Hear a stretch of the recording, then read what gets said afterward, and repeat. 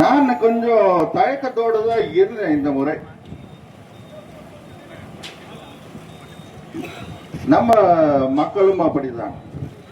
என்ன ஏகப்பட்ட கன்ஃபியூஷன், நாட்டில் என்னென்னமோ நடக்குது, என்ன இது ஒரு தெளிவே இல்லாம இருக்கு யார்கிட்டையும் அப்படின்ற ஒரு நிலை இருந்து வரும்போது, ஒரு மாசத்துக்கு முன்னாடி யாரும் குழம்ப வேண்டாம் நான் இருக்கிறேன் என்று சின்னம்மா அவர்கள் வந்து இங்கே இறங்கி இருக்கிறார்கள். புதிதாக இல்ல, நமக்கு நான் அந்த காலத்திலிருந்து பார்க்கிறேன், நீங்களும் தெரியும், நல்ல பழக்கம் அவங்க. ஆனா அரசியலுக்கு நேரடியாக தன் உரிமையை தியாகம் செய்துவிட்டு சென்றவர். அவங்க வந்த பிறந்தான் ஒரு இந்த அரசியல் இதுலயே புரட்டி போட்டுருச்சு. அவங்க அவங்களுக்காக மட்டுமே நியாயம் தேடி வரல. நிறைய பேர் சொல்லிட்டு சுத்துறாங்கல்ல, நான் யாரையும் தப்பா பேச மாட்டேன், அதுக்கப்புறம் வரேன்.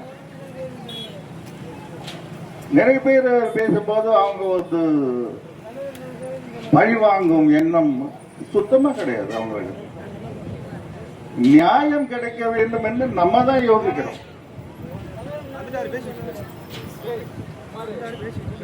அவர்கள் ஒருவரை நியமிக்கிறார், அவர்களை கைவிடுகிறார். இது மேலோட்டமா தெரிஞ்ச விஷயம். ஆனா அவங்களை நான் பசும்பொன்ல பார்த்தப்புறம், அந்த மாபெரும் கூட்டத்தில், அப்புறம் நேரில் சந்திச்ச அப்புறம் அவங்க எவ்வளவு துயரப்பட்டு இருக்காங்க, கஷ்டப்பட்டு இருக்காங்கன்ற ஒரு தெளிவு ஏற்பட்டதுக்கு அப்புறம் ஒரு தம்பியா என்னால இருக்க முடியல.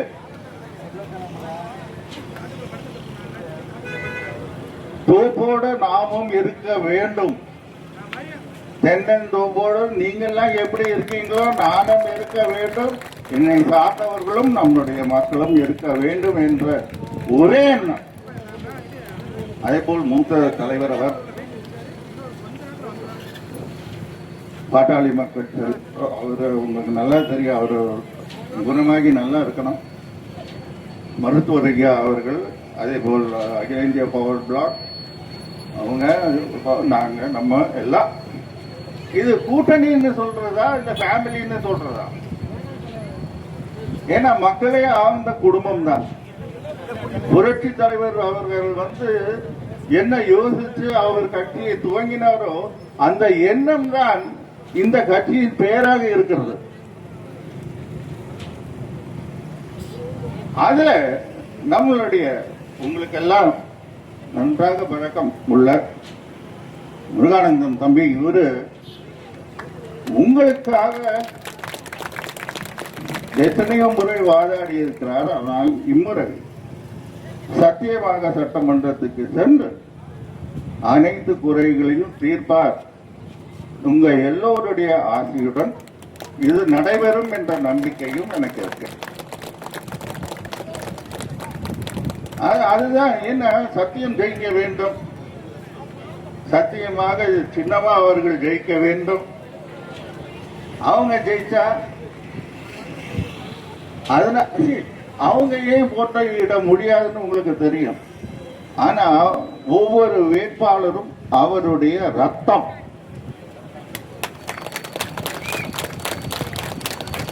இன்னைக்கு நான் பேச வந்திருக்கேன்னே, நானும் அப்படிதான் வேட்பாளர் இல்லை, ஒரு சகோதரனா வந்திருக்கேன். இப்போ நீங்கெல்லாம் இங்க வந்திருக்கீங்களே, சகோதர சகோதரிகளா வந்திருக்கீங்க. அதுதான் அந்த பாசம், அந்த ரத்தம், அதுக்கு அதை இவர் ஜெயிக்க வேண்டும். அந்த உணர்வு வெளிப்படணும்னா தென்னந்தோப்பு சின்னத்தில் வாக்களித்து அந்த தோப்பு பெரிதாகி கொண்டே வர வேண்டும். ஆனா சின்னம் அப்படிதான் இருக்கும். 2 விரலை காட்டியது போக இனி 4 காட்டுவோம்.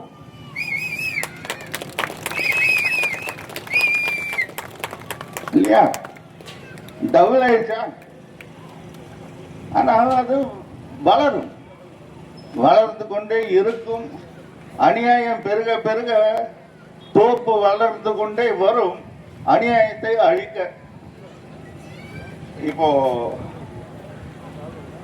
எப்பொழுதெல்லாம் அதர்மம் தலையோங்குகிறதோ அப்பொழுதெல்லாம் நான் அவதரிப்பேன் என்று கீதையில படிச்சிருக்கோம். அந்த மாதிரி சின்னம்மா அவர்கள் வந்திருக்காங்க. அதர்மம் தலையோங்கி நிற்கும் நேரத்தில் மக்களை காப்பாற்ற சின்னம்மா அவர்கள் வந்திருக்கிறார்கள். நான் ஒரே ஒரு வார்த்தை தான் சொன்னேன், தம்பியுடைய படைக்கு அஞ்சான். இந்த தம்பி உங்களோட இருக்கணுமா, அவ்வளவுதான். கவசமாக இருந்து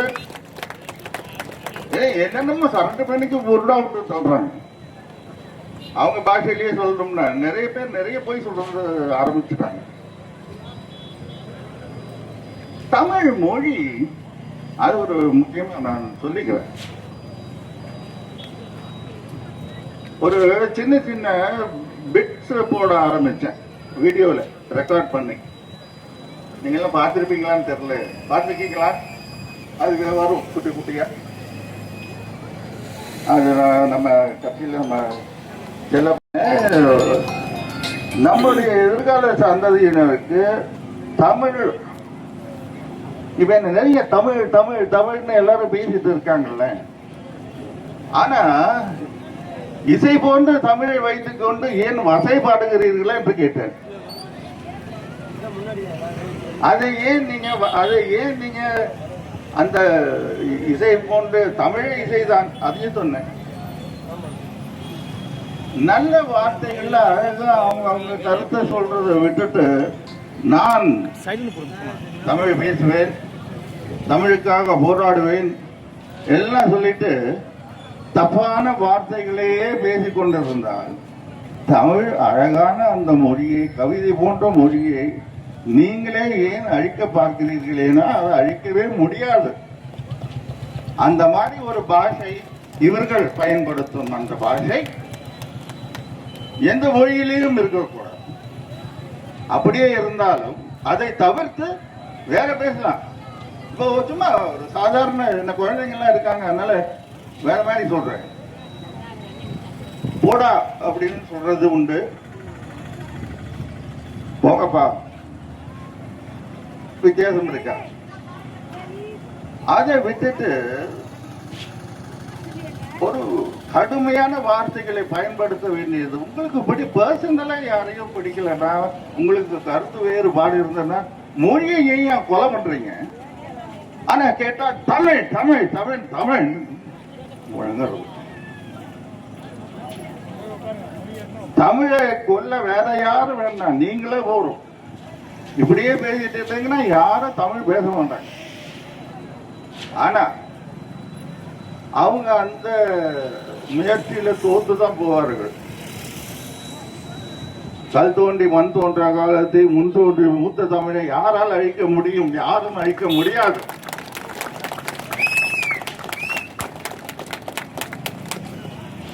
நீங்க கேள்விப்பட்டிருப்பீங்கன்னு நினைக்கிறேன், கவிஞர் ராமலிங்கம் பிள்ளை அவரோட கவிதைகள் படிச்சிருப்பீங்க, எனக்கு தெரியல, நான் சும்மா சொல்றேன். தமிழன் என்று சொல்லடா, தலை நிமிர்ந்து நில்லடான்னு பாடியது அவர். மகாத்மா காந்தி அவர்கள் தண்டி யாத்திரை அந்த உப்பு சத்தியாகிரகத்தின் போது அவர் இயற்றிய ஒரு பாடல் இருக்கு, அற்புதமான பாடல். இந்த நேரத்தில் அது ஏன் நான் ஞாபகப்படுத்தி சொல்றேன்னா, கத்தியின்றி ரத்தமின்றி யுத்தம் ஒன்று வருகிறது, சத்தியத்தின் நித்தியத்தை நம்பும் யாவரும் சேருவீர். கத்தியின்றி ரத்தமின்றி. அதுக்கப்புறம் இருக்கு வரிசையா நிறைய வருகிறது. அந்த மூணாவது வரியிலே சில வார்த்தைகள் வரும். அண்டி ஒண்டி கொண்டு வீசி அத மாதிரி எல்லாம் இல்லை. ஆனா இவங்க யூஸ் பண்றதால அவர் யூஸ் பண்றது வேற அர்த்தத்துக்கு, அதே நான் நீங்க சொன்னேன்னா அதை வேற மாதிரி யூஸ் பண்ணுவாங்க. அதனால அந்த முதல் வரிகளை நீங்க பயன்படுத்துங்க. வார்த்தைகளால் ரத்தம் காதுல வர்ற அளவுக்கு பேசாதீங்க. கத்தியின்றி ரத்தமின்றி யுத்தம் பண்ண வருகுதுன்னா அது ஆயுதங்கள். நீங்க நாக்கை ஏன் இப்படி ஆயுதமா பயன்படுத்தி இளைய தலைமுறைக்கு தவறான வார்த்தைகளை சொல்லிக் கொடுத்து தப்பு தப்பா யாரை பத்தி பேசல, என்ன பத்தி தான் பேசியிருக்காங்க. திரும்பி பேச தெரியாதா, பேச வராதா? எல்லார பத்தியும் பேசுறாங்க. அரைகுறையா தெரிஞ்சுக்கிட்டு உலகி கொட்டுறது. திருப்பி கேட்டா தாங்க மாட்டாங்க. இதனாலே நான் பேசுறது இல்லை, அதை விட்டுங்க.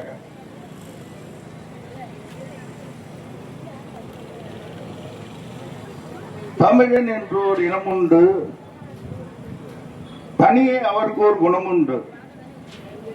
அமிர்தம் அவருடைய மொழியாகும், அன்பே அவருடைய வழியாகும். இதுவும் அதே கவிஞர் எழுதிய வரிகள் தான். இது அழகா இருக்கா இல்லையா? நல்ல தமிழ் தானே? சோ இந்த மாதிரி தமிழ் தமிழ் தமிழ்னு பேசிக்கிட்டு நீங்க கொல்ல முயற்சிக்காதீர்கள்.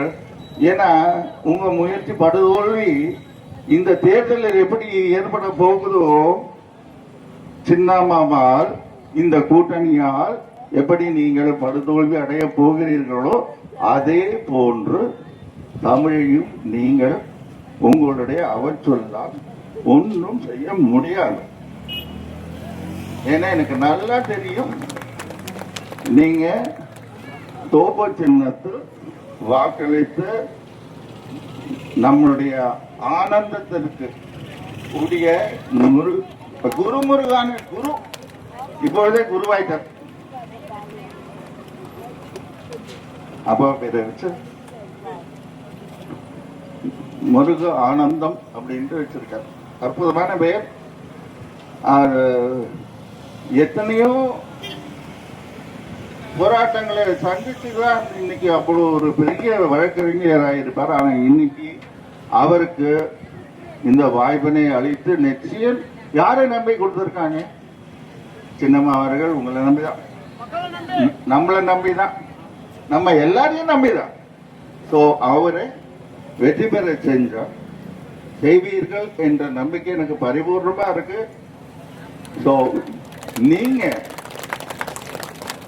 நம்ம எல்லாரும் சேர்ந்து இன்னைக்கு எவ்வளவு தூரம் பயணிக்க முடியும் எனக்கு தெரியல. இருந்தாலும் உங்க மூலியமா நம்முடைய மதிப்பிற்குரிய ஊடகங்கள் இருக்காங்க, அவங்க மூலியமா இன்னைக்கு ரொம்ப சின்ன உரைதான்.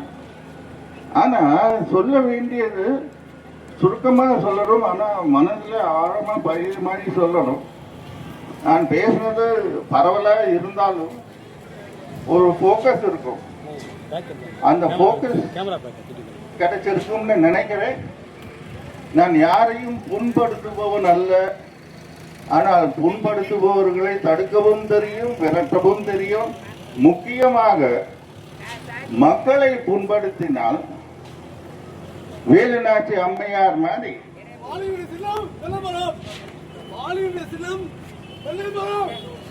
அதேதான்.